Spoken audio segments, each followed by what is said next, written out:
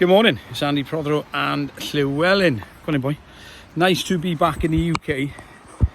I just want to have a quick, quick 5 minute, 3 minute, whatever, 1 minute talk on excavators.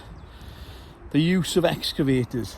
So the HSE just looked and just posted about a death of a 21-year-old crushed to death on a construction site because of no supervision, no planning and no training. So let's just think about excavators. What I want to talk about, I'm not from a construction background. My job is to understand construction hazards and make sure, you know, where I can, I let other people know what's required. So the HSE, when they talk about excavators, the HSE basically give a few points, and being as I'm ex-infantry, I like to remember things by numbers or letters or mnemonics. So 353.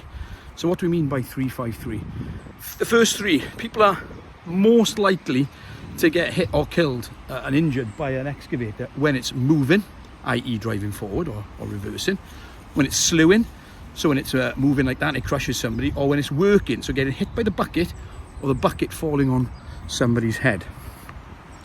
So that's the first three. That's the first times people are potentially going to get injured. Then 3, 5, so 5, then the HSE go on to what control measures have got to be put in. And the first one they go for is exclusion. So exclude the area, barrier off, don't allow people in it. And if we think of Regulation 8 of the management regs, there actually is emergency preparedness and dangers area requirement in there. So don't allow people to go into danger areas.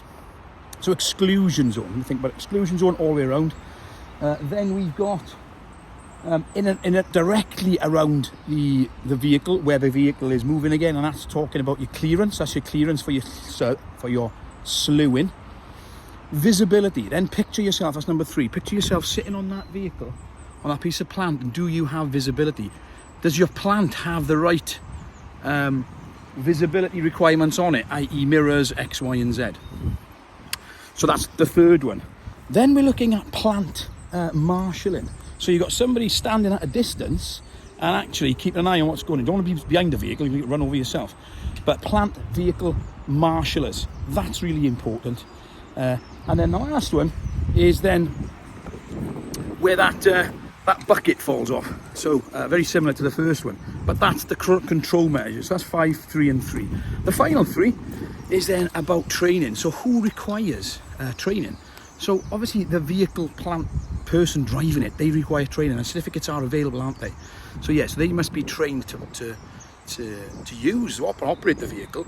And then those plant and vehicle marshallers, again, they must be trained to how to marshal plants safely, obviously again not standing in front of anybody. But the third one is interesting, because the third one is other workers. That's basically pedestrians. They must be given guidance on where they can walk on the site. So that's the instruction element of it.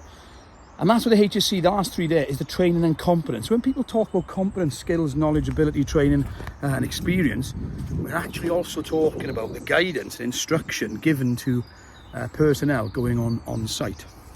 So that's 353. We're talking about excavators. Well, who needs to know this?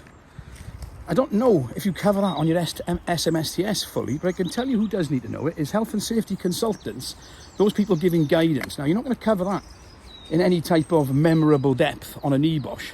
This is continuous learning, guys. You've got to be aware of these things, and it's basic hazard awareness and understanding that they are intrinsically linked to the CDM regulations. So if you've got excavators, it's not going to sit there doing nothing, so it's probably going to be excavating. And then we're straight into CDM and all the requirements that come with that, with the construction phase health and safety plan and RAMs and sort of risk assessments. So that's it. 4 minutes, a little bit longer than I wanted, but that's it. Excavators, 353, and reminding ourselves that if we're going to give guidance on it, we've got to know it ourselves. It's pointless in giving partial guidance. That's it. Stay safe, stay healthy, and always stay productive. Thanks for watching.